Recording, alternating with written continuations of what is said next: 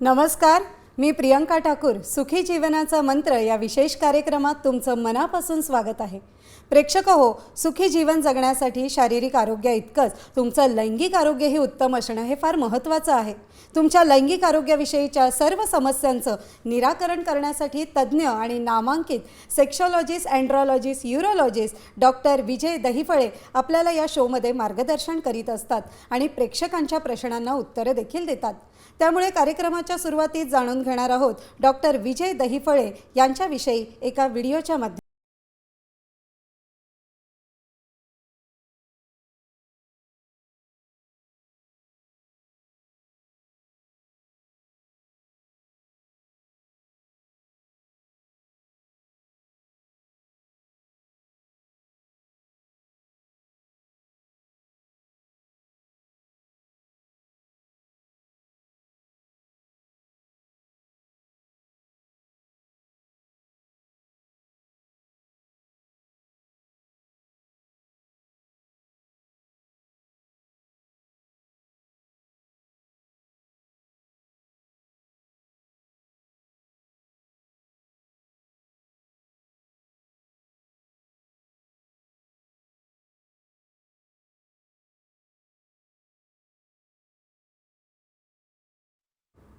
Sir, साम टीव्हीच्या स्टुडिओमध्ये आपलं मनापासून स्वागत आहे.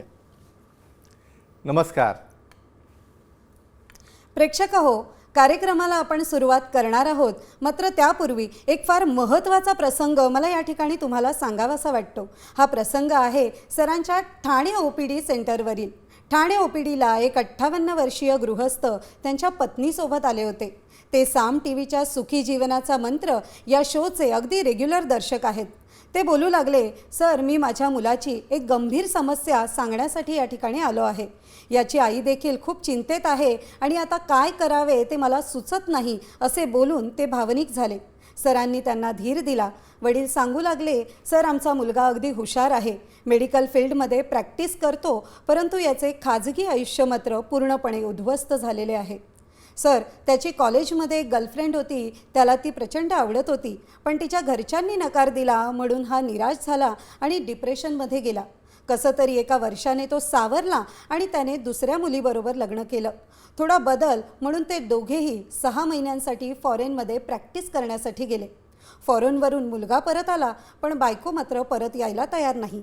याचं नेमकं कारण काय ते आम्हाला अजूनही समजलेलं नाही, पण मुलाने डायव्हॉर्स घेतला आणि आता तो परत डिप्रेशनमध्ये गेला. त्यामुळे आम्ही खूप जास्त चिंतेत आहोत. आता तर वेगळीच बाब समोर आली आहे. त्याला एक मित्र भेटला आणि तो रात्रंदिवस त्याच्यासोबत असतो. नेमकं काय सुरू आहे हे त्यालाच माहिती.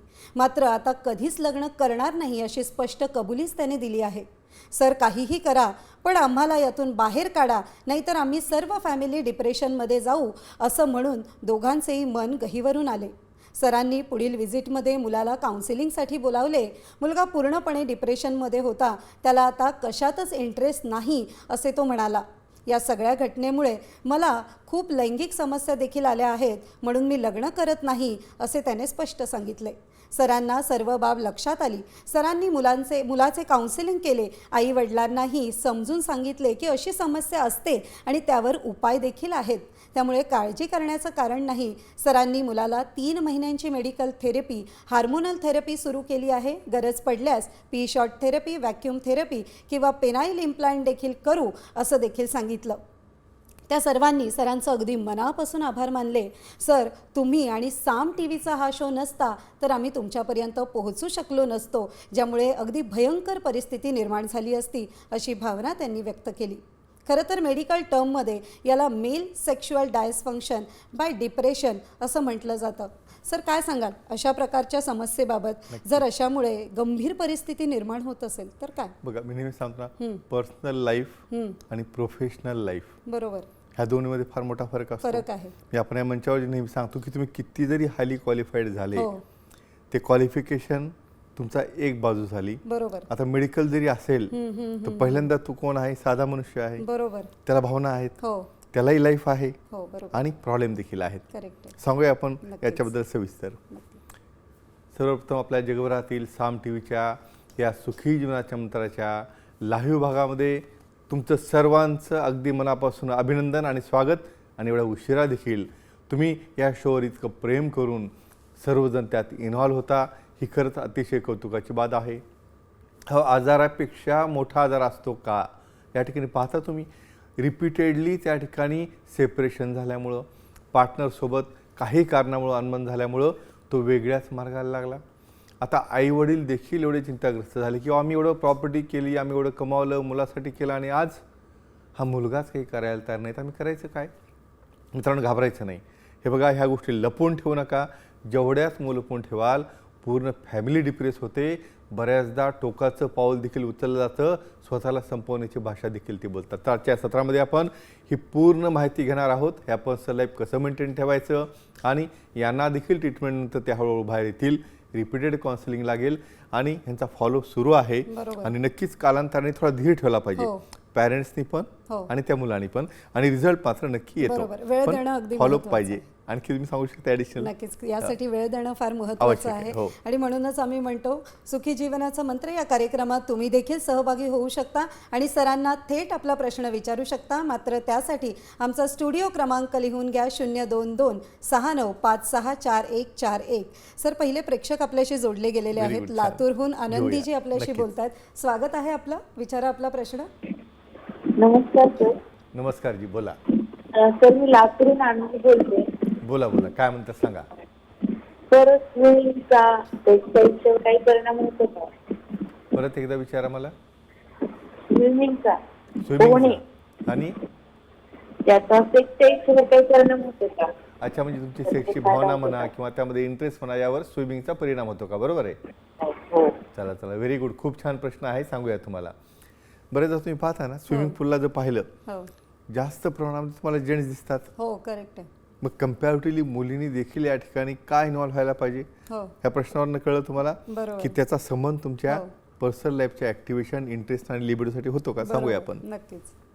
निसर्गाने बनवताना आपली बॉडी जी आहे, मेल आहे, फिमेल आहे, हे दोघांनाही समसमान बनवलेलं आहे.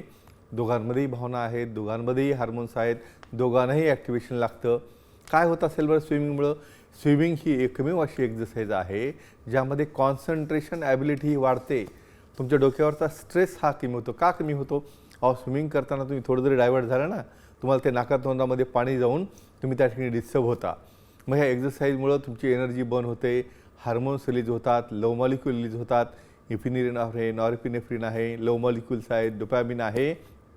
अशा प्रकारे हे मॉलिक्यूल बनण्यामुळं तुम्हाला त्या ठिकाणी भावना निर्माण होते. आणि अर्थातच भावना निर्माण झाल्यानंतर क्रियेसाठी हा एकच पर्सन नाही, तुमचा पार्टनर आणि तुम्ही दोघांनी फिटनेस जर ठेवलं, नक्कीच तुमचं क्वालिटी लाईफ बदलू शकतं. आणि यावर आपण आज बरंच डिस्कशन करणार आहोत. बरोबर. आपले पुढील प्रेक्षक जोडलेले गेले आहेत. नाशिकहून अनन्याजी आपल्याशी बोलतायत. विचारा आपला प्रश्न.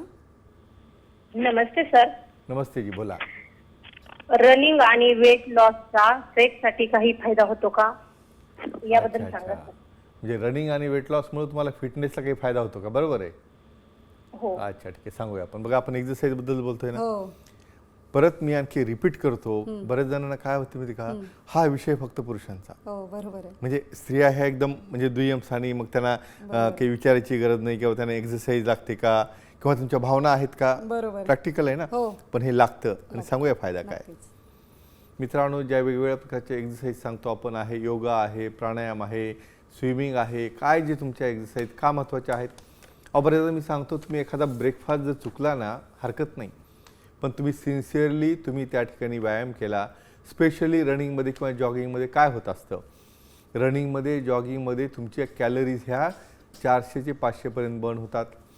त्या ठिकाणी वेट लॉस देखील व्हायला लागतो, फॅट लॉस व्हायला लागतो. आणि अर्थातच जेव्हा वेट हे कमी होतं, तेव्हा इन्शुलिनची मात्रा जी लागत असते बॉडीला, ते 1 युनिट पर kg बॉडी वेट असते, आणि ती कमी होते. अर्थातच हार्मोन्स, एंडॉर्फिन्स, तुमचं फिटनेस आणि तुमचं वेट कमी झाल्यामुळं त्या ठिकाणी भावना येणे, त्या ठिकाणी इच्छा तयार होणे, आणि अर्थातच तुमचं सेक्शुअल लाईफ फिट झालं. म्हणजे तुमचं फिजिकल लाईफ आहे, पर्सनल लाईफ आहे, बौद्धिक लाईफ आहे, स्पिरिच्युअल लाईफ आहे, हे सर्व काही उत्तम होतं. म्हणून ॲटलिस्ट आठवड्यातनं एक 4-5 दिवस तरी जॉगिंग, रनिंग जसं जमेल तसं केलं पाहिजे. नक्कीच. म्हणूनच आपण म्हणतो की शारीरिक आरोग्य इतकंच तुमचं लैंगिक आरोग्यही महत्त्वाचं आहे. बरोबर. संभाजीनगरहून युवराज जाधव आपल्याशी जोडले गेलेले आहेत. विचारा आपला प्रश्न. नमस्कार सर. नमस्ते जी, बोला. रेग्युलर स्विमिंग केल्याने शीघ्रपतनसाठी फायदा होतो का, त्याबद्दल माहिती द्या. तुमचं वय सांगा मला.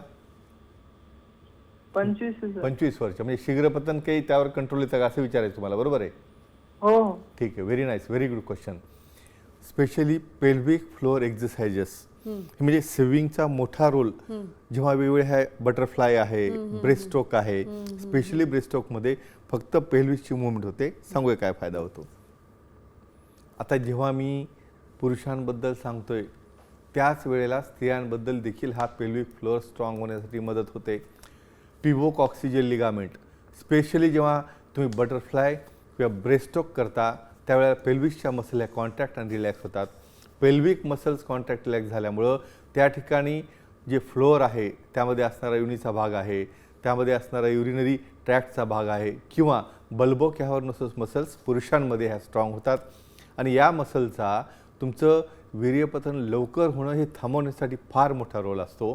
कारण याच्या कॉन्ट्रॅक्शनमुळं, पेल्विक प्रेशरमुळं फिमेल्समध्ये देखील युरिनरी इनकॉन्टिन्स कमी होतं, वजायनल टायटनिंग होतं आणि पुरुषांमध्ये हा टायमिंग हा वाढला जातो, ड्युरेशन वाढला जातं आणि अर्थातच ऑर्गेझम होण्यास मदत होते. तुम्ही सांगा एवढा मोठा फायदा असेल, मेडिसिन हे नंतर येतात. हो बरोबर. तुम्ही काही मेडिसिन खायला नाही जन्माला आले, बरोबर. तुम्ही फिट जर राहिले तर मला वाटतं फार शेवटचा पर्याय हा मेडिसिन असतो. बरोबर आहे या. सर, अगदीच खरं आहे. सर, पुढील प्रेक्षक आपल्याशी जोडले गेलेले हा. आहेत. नवी मुंबईहून घेऊया. नीताजी आपल्याशी प्रश्न विचारतात. विचारा आपला प्रश्न. सर नमस्कार. हा नमस्कार जी, बोला. सर रनिंगमुळे बोन हेल्थवर काही परिणाम होतो का, आणि रनिंग किती तास केलं पाहिजे? रनिंगमुळे कशावर परिणाम होतो का? Bone health. अच्छा, बोन हेल्थ, हाडांची हेल्थ म्हणताय, बरोबर आहे. अच्छा अच्छा, ओके. काही परिणाम आणि? होतो का, आणि किती तास करायला ओके, पाहिजे, ओके. आणि त्याचा आपल्या पर्सनल लाईफ साठी काय ओके फायदा? Okay okay. आणि तुझं वय काय? माझं 35. ओके ओके, खूप छान प्रश्न आहे. सांगूया तुम्हाला. हाडं ठिसूळ झाली, हो माझी कंबर दुखते, हो, अगदी अतिशय सामान्य. कॉमन, हो, अतिशय म्हणजे हो. मी जवळपास 70% महिलांना विचारलं, बरोबर. माझं सीझर झालं, हो. माझ्या पाठीत इंजेक्शन दिलं आणि माझी कंबर दुखायला दुखायला लागली. लागली. काही संबंध असतो का? बरोबर. अजिबात नसतो. सांगूया आपण. नक्कीच. मित्रांनो, या ठिकाणी बोन हेल्थ, ऑस्टिओपोरोसिस किंवा बोन डेन्सिटी हा प्रकार काय असतो? साधी ठिसूळ झालेली बोन असतील ना, तुम्ही जागच्या जागी बाथरूममध्ये जरी पडलं तरी तुम्हाला फ्रॅक्चर होऊन जातं. मग ही बोन हेल्थ कशी मेंटेन राहते? त्यामध्ये असणाऱ्या सेल्स, त्यामध्ये असणारं कॅल्शियम, हे काही तुम्ही फक्त जेवण करूनच कॅल्शियम येतं का मध्ये? तो तर एक सप्लिमेंट झालं. पण महत्त्वाचं काय की तुम्ही रनिंग म्हणा, जॉगिंग म्हणा, जसे जमल तसं जे स्पेशालिस्ट सांगतील, कारण प्रत्येकाला हे ॲडवायजेबल असतं की हार्ट हेल्थ महत्त्वाची आहे. तर जॉगिंगमुळं बोनमध्ये डेफिनेटली डेन्सिटी वाढते, त्याची स्ट्रेंथ वाढते आणि अर्थातच मित्रांनो, तुम्हाला बऱ्याचदा मी सांगतो 476 सेक्स पोझिशन आहेत वेगवेगळ्या, तुम्हाला 3 देखील माहीत नसतील. तर हे फिटनेस, ही लवचिकता आणि हे स्ट्रॉंगनेस पाहिजे असेल तर हे तुम्हाला रनिंग, जॉगिंग कामाला येतं. मस्क्युलर सेटल सिस्टीम, बोन्स आणि टेंडॉन्स आणि लिगामेंट हे स्ट्रॉंग होतात आणि आठवड्यातनं कमीत कमी 3 वेळा तरी अर्धा तास तुम्ही रनिंग केलं पाहिजे. ही मिनिमम मात्रा झाली. मॅक्झिमम आपण त्या पर्सनल व्हॅरिएशन राहू शकतं. मला वाटतं त्यांना आता कारण कळलं असेल कंबरदुखीचं. नक्कीच हो. नक्कीच. जळगावहून आपले पुढील प्रेक्षक चालेल, जोडले घेऊया. गेलेले आहेत. दिवाकरजी, विचारा आपला प्रश्न. नमस्ते सर. नमस्कार जी, बोला. सर रनिंग किंवा जॉगिंगमुळे सेक्स स्टॅमिना वाढतो का, आणि कशामुळे, याबद्दल माहिती वाढली होती. म्हणजे असं म्हणता किंवा एक्सरसाइजमुळे तुमचा स्टॅमिना वाढला, बरोबर आहे, ॲक्टिव्हिटीचा, नाही का? हो हो हो. टायमिंग आहे, कठोरता आहे किंवा त्यासाठी पूरक गोष्टी घडतात का हे विचारायचे, बरोबर आहे? हो सर. ठीक आहे. तुमचं वय सांगा मला. 55. ठीक आहे, व्हेरी गुड, छान. म्हणजे आजचा म्हणजे तुम्ही पाहताय ना, म्हणजे हो. टॉपिक हा आपल्याला समोरचे दर्शक देतात हो, बरोबर आणि आहे. त्यामध्ये खराच आनंद का असतो? हो. कारण हा आपल्यापेक्षा त्यांचा शो आहे. नक्कीच. सांगूया आपण. नक्कीच. बरेचदा आपण सांगतो की मी फार कमजोर झालेलो आहे, माझ्यातनं परफॉर्मन्स होत नाही किंवा मी जास्त वेळ टिकू शकत नाही, त्यामुळे माझी पार्टनर नाराज आहे. अहो, तुम्ही रात्री झोपता 4 वाजता, तुमची पार्टी संपते 3 वाजता आणि सकाळी उठता 12 वाजता. म्हणजे सूर्यनमस्कार सूर्यमाळ्यावर करायची वेळ येते. म्हणजे तुम्हाला एक्झरसाईज ही इतकी महत्त्वाची आहे. या एक्झरसाईजमुळं पहिलं महत्त्वाचं काय होतं? Body shaping, muscle development, calorie burn होणे, व्हॉस्क्युलॅरिटी. अहो, ब्लड सप्लाय हा 10 पटीने वाढतो. हा ब्लड सप्लाय एका एरियाकडे जात नाही, हा या ब्रेनकडे जातो, हा तुमच्या पेरिफेरीला जातो, तुमच्या ऑर्गनकडे जातो. बऱ्याचदा त्या ठिकाणी टेस्टिकलला देखील हा ब्लड सप्लाय वाढल्यामुळं टेस्टोस्टेरॉन प्रोडक्शन आहे, स्पर्म प्रोडक्शन आहे, हार्मोन एंडॉर्फिन प्रोडक्शन आहे, या सर्व प्रकारचे फायदे त्या ठिकाणी होतात.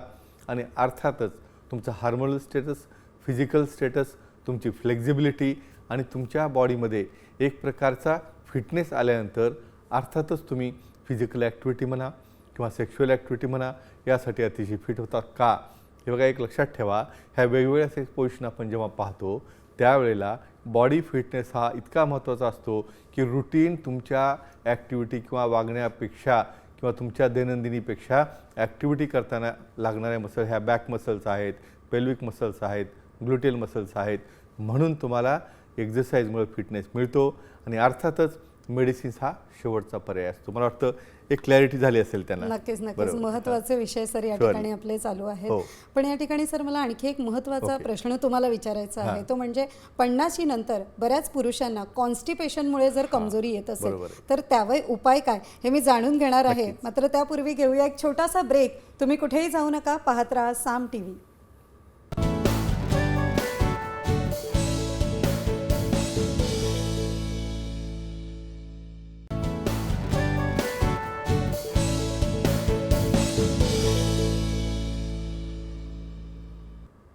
ब्रेक नंतर तुम्हा सगळ्यांचं पुन्हा एकदा मनापासून स्वागत आहे. सर, ब्रेकवर जाण्यापूर्वी आपण एक नक्कीच, प्रश्न हो. विचारला होता, त्याचं नक्कीच. उत्तर घेणार आहोत. मात्र तत्पूर्वी एक प्रेक्षक आपल्याशी जोडले हरकत गेलेले आहेत. शुभमजी आपल्याशी बोलतायत घेऊया, सोलापूरहून. घेऊया. विचारा आपला प्रश्न.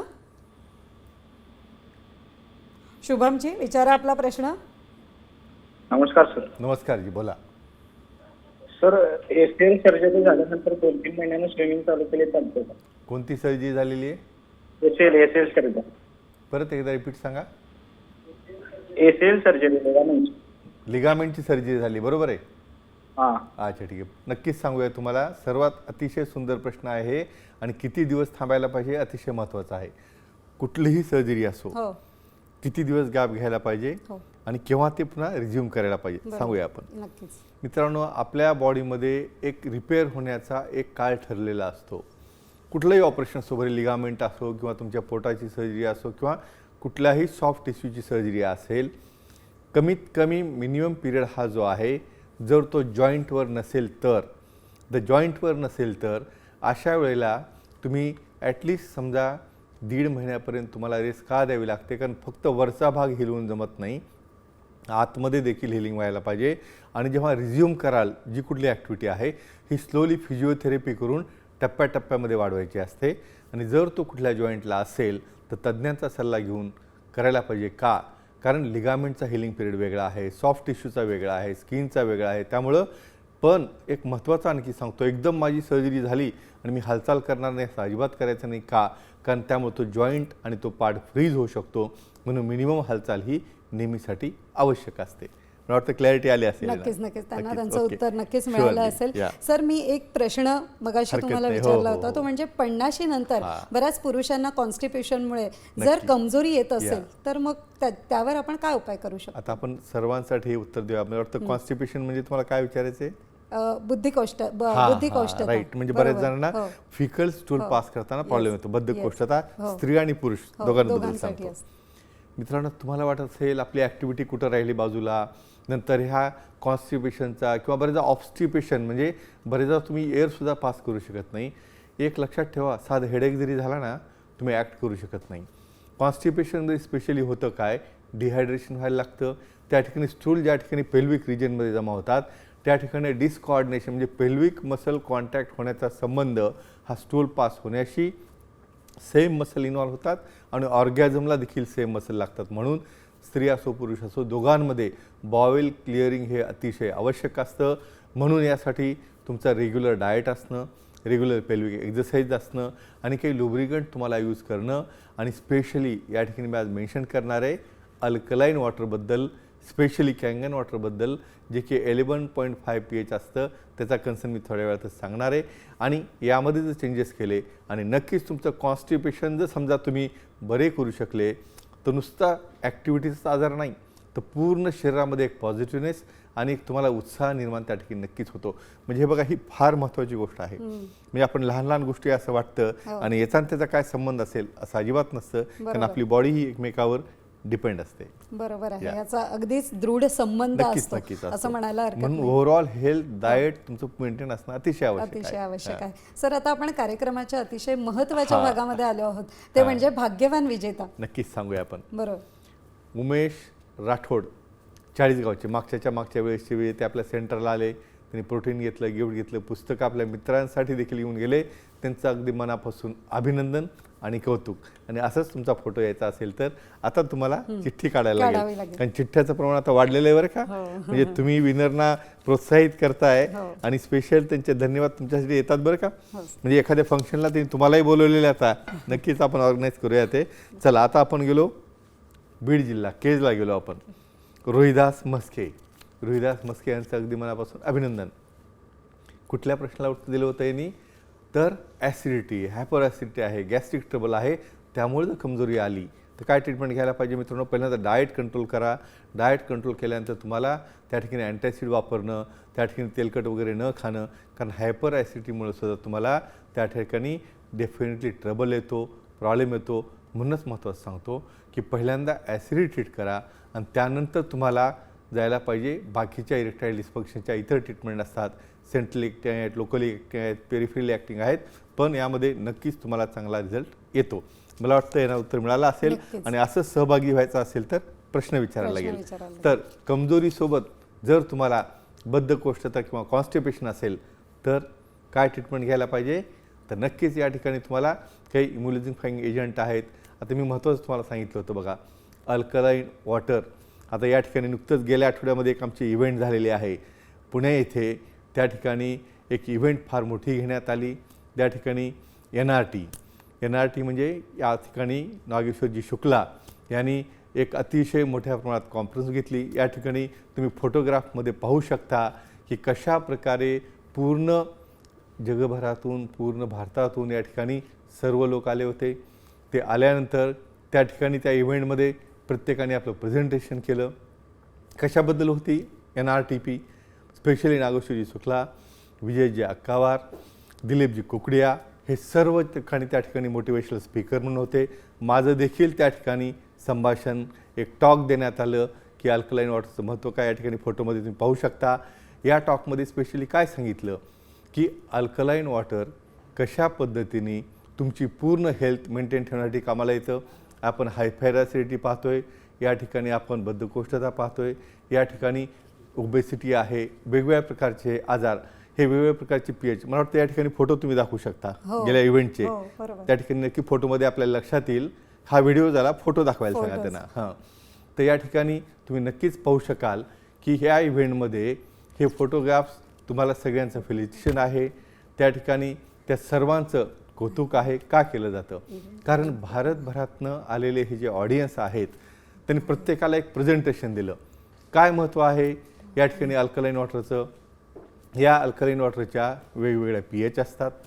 या pHमध्ये नॉर्मल pH ही 7 असते. तुम्हाला माहिती आहे आपल्या दैनंदिन वापरामध्ये ॲसिडिक वॉटर असतं आणि ॲसिडिक वॉटरमुळं तुमच्या सेलची डेथ होत असते आणि सेल डेथ झाल्यामुळं आपोआपच तुमचा प्रत्येक ऑर्गन जो आहे हळूहळू तो डॅमेज व्हायला लागतो. फरक आहे औषध गोळ्या खाऊनच तुमचं तब्येत नीट होणार आहे का, नाही. आपण रुटीन जे पाणी पितो ते खूप ॲसिड झालं. मग यामध्ये स्पेशली हे अल्कलाईन वॉटर काय करतं की प्युअर हायड्रोजन मॉलिक्यूलचा त्याला सप्लाय होतो. हे हायड्रोजन मॉलिक्यूल आतमध्ये गेल्यानंतर तुम्हाला त्या ठिकाणी ते टिश्यूची स्ट्रेंथ वाढते, टिश्यूची हेल्थ वाढते. त्या ठिकाणी एक 8.5 pH आहे, 9 pH आहे, 9.5 pH आहे. ह्याचं पूर्णचे पूर्ण मार्गदर्शन आमच्या पुस्तकात देखील असतं आणि वेगवेगळ्या आमच्या सेमिनारमध्ये ते सांगितलं जातं, ज्यामुळे की तुमची हेल्थ अतिशय चांगली राहते. आणि आत्ताच आपण जे डिस्कशन केलं, बद्धकोष्ठ आहे, कॉन्स्टिपेशन आहे, या सर्व गोष्टींमध्ये देखील हे 11 pH आहे. हे कसं काम करतं, त्या ठिकाणी हायड्रेशन ऑफ टिश्यू होतं, लुब्रिकेशन त्या ठिकाणी केलं जातं. त्या ठिकाणी बऱ्याचदा अनवॉन्टेड टॉक्सिन जे बॉडीत आहेत ते रिलीज केले जातात आणि अशा प्रकारच्या रिलीज झालेल्या टॉक्सिनमुळं आपल्या बॉडीची टिश्यू हेल्थ चांगली होते. बऱ्याचदा त्या ठिकाणी लिव्हर डिसिजेस आहेत, त्याचबरोबर ओबेसिटी आहे आणि तुमच्या इव्हन ब्रेन मेमरी आहे, ब्रेन कॅपॅसिटी आहे, अशा सर्व प्रकारच्या गोष्टींवर अतिशय चांगल्या प्रकारे याचा फायदा होत असतो. म्हणून माझं सर्वांना सांगणं आहे की आपला आजार, आपली तब्येत आणि नॅचरल पद्धतीने तुम्हाला जर फिट राहायचं असेल तर अल्कलाईन वॉटर हा एकमेव पर्याय आहे आणि तुमची हेल्थ नेहमीसाठी परमनंटली तुम्ही अतिशय चांगल्या पद्धतीने मेंटेन ठेवू शकता. फक्त औषध गोळ्याच नाही तर तुम्ही मेडिसिनसुद्धा न घेता फक्त तुमच्या सप्लिमेंट्समुळे, तुमच्या वॉटरमुळे, तुमच्या पाण्यातल्या बदलामुळे अतिशय चांगल्या पद्धतीने जीवन जगू शकता. मला वाटतं सर्वांना याची माहिती अतिशय सुंदर मिळाली असेल. तुम्ही आणखी काही सांगू शकता? नक्कीच. अगदी वेगवेगळ्या विषयांना आज आपण हात घातला आणि प्रत्येक विषयाचं समाधान अगदी तुम्ही छान प्रकारे डॉक्टर केलेलं आहे. खरं तर वेळ झाली आहे इथेच थांबण्याची. मात्र त्यापूर्वी अगदी वेळात वेळ काढून या ठिकाणी डॉक्टर साम टीव्हीमध्ये उपस्थित राहिलेत त्याबद्दल डॉक्टर तुमचं खूप खूप मनापासून धन्यवाद. धन्यवाद. पुन्हा भेटूया नवी विषयासह. तोपर्यंत शुभरात्री. नमस्कार.